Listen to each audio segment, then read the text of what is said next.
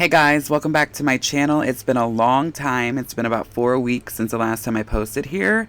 It's been very busy at the salon. It's been very busy in general in life. A lot going on, great things coming.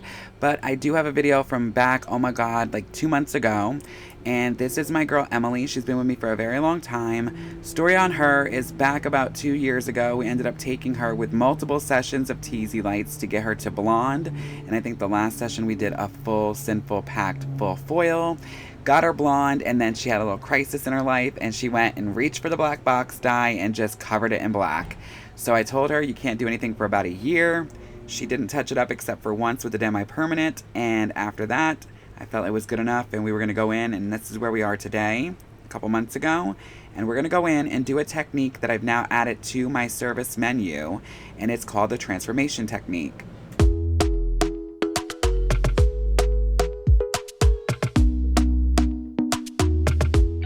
Alright, so with her hair, I did it last professionally, and I know her hair, I know how many sessions we've done, I know how many times we've overlapped her. Her hair does look a little bit unhealthy, but that's more so the texture of her hair. She has that coarseness, curliness to it. So don't let that be the judge of the eye necessarily. I do feel confident in her hair, and I do think it can handle this process. If you're not confident with your client's hair, or there's somebody new, or you're really just uncertain and you have that gut feeling, always go with it. Do a strand test if you need be, or feel you need to do so. Even if you take and slither a little piece off, so you don't have to make them wait there for 45 minutes and you know waste time when you could be with another client, you could do something like that.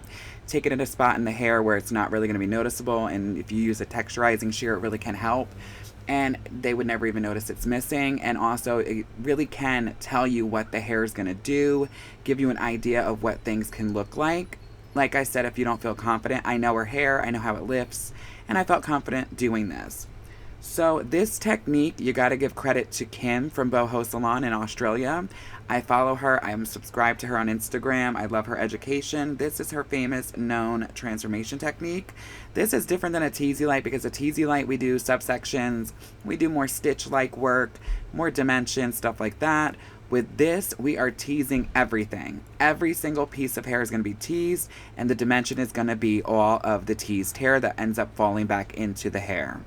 I fell in love with this technique, and I love it for color corrections more so, because at the end of the day, we all know if somebody did box dye or a permanent color, they're going to get banding. Also, we will end up having lighter roots. They'll lift better because they haven't been overlapped or, colored recently, or if they were, they weren't colored as much or as often.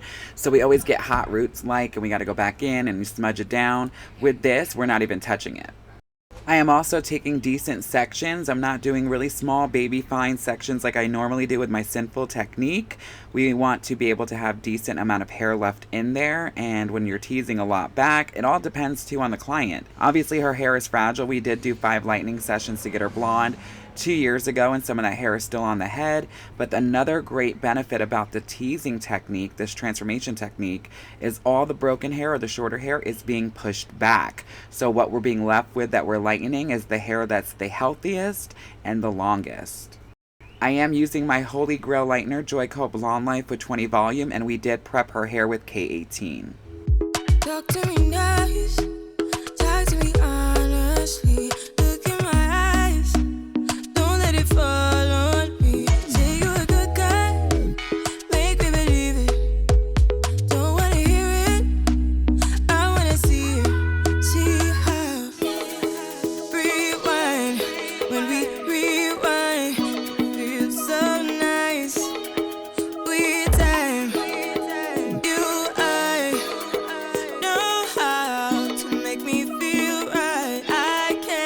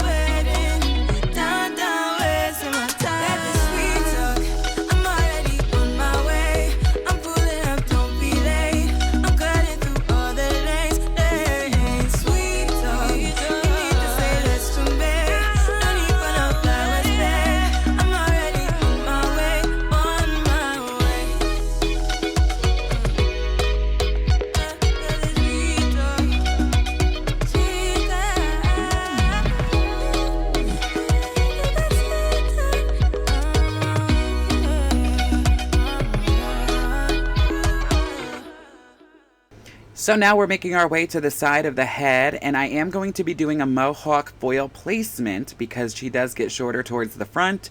And as I work my way to the front with the mohawk, I'm going to make the teases a little bit closer to the root area. I quickly want to add before I go any further, if you notice I took this section and split it in half down the middle. I teased the left side, and then I grabbed the right side, teased that, then I brought them together and teased them both together at the same time.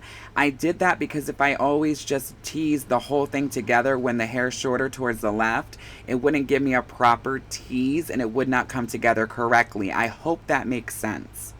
You are the one, as Artistry and the artist behind the chair, to take this technique and make it your own and do things that you feel are needed or what you're going for.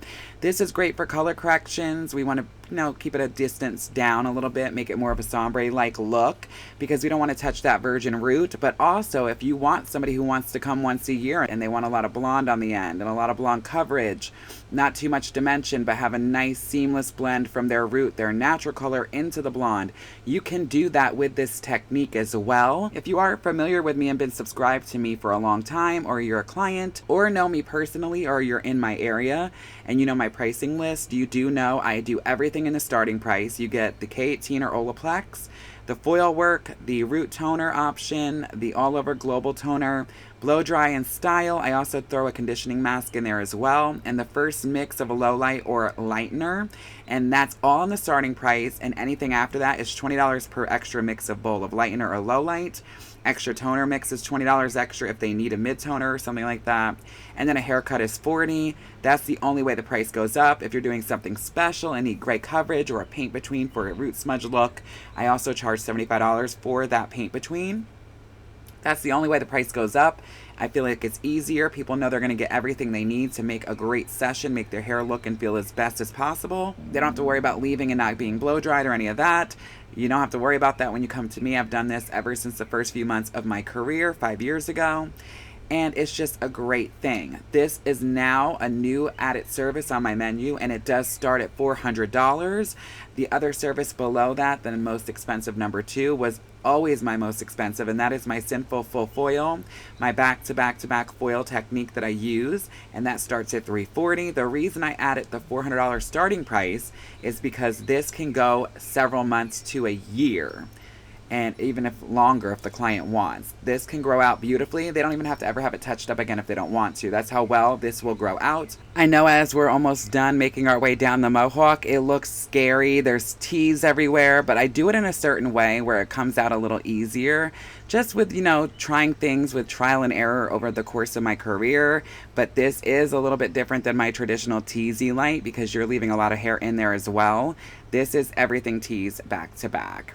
Well, you guys, we're going to let her process for about 50 minutes. No heat, as always. And I'm going to go in and mix a root smudge formula. Reckon Shades Q3 and 4NA equal parts. I'm 37 and I look like I'm literally like 27. Yeah, you look not with those old things. With a nice big butt. I told him, I said, all the girls are going to be so jealous of your butt. I am. Of his butt, yes. Ah, booty. And even though I probably didn't even have to smudge her because the blend is seamless, I'm a perfectionist. I want it to look expensive. I want it to look beautiful.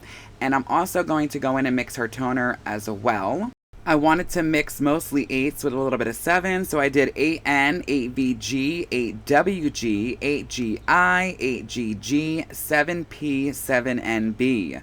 My thing is when you're working with brunettes or orange undertones and red undertones, it's important to add a lot of gold and warmth with a little bit of ash, because if you just go in and ash everything out like I used to all the time, you're going to get silver pieces and orange pieces. It's not going to be flattering. I say rock with the warmth until you do another session and get out of that stage. And then when you get through all that nasty underlying pigment as time goes on, then you can start really appreciating a more cooler tone if the client wants. So now we're going to go in and smudge her. You can see how she lifted as expected towards the top and the front area. She got a lot more lighter. That's why this technique was such a good idea. And those previously bleached lightened ends from the past 2 years ago, they lifted the best because they're more porous, a little bit more damaged, and obviously they didn't hold on to the color as well when she dyed it black. Thank God. Just keep watching as I smudge her and tone her. You guys are going to love the final results.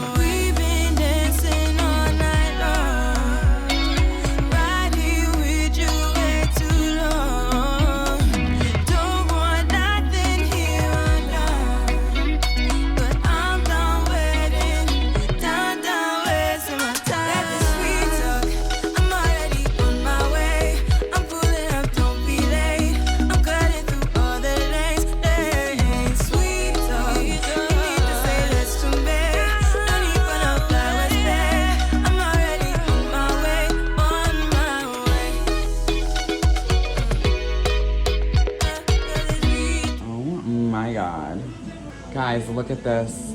From box side to this, what do you guys think? New technique. Might He's be added on. amazing. Might He's be added on. Might be added to my menu.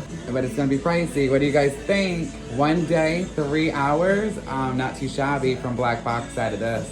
Hey guys, this is the final result. Look at this shit. Are you guys kidding me? This technique is gonna be added to my service menu. It's gonna be pretty pricey, but look at how much we get done in 1 day. She had black box dye, you guys. Black box dye. And it only took us about 3 hours and 20 minutes. And obviously we talk and it's just crazy. It took me literally an hour to process. And we kept it warmer and brighter because we didn't want to have to tone down too ashy. We want to roll with it. So she wanted to stay as light as possible. We did 7s and 8s. I think I did 5 8s, 2 7s. So 7 colors altogether. It's crazy. Let me know what you guys think. Sun's gone down already, but even out here right now, it looks frigging amazing. I love you guys so much. I'll see you in the next one as always. So long for now.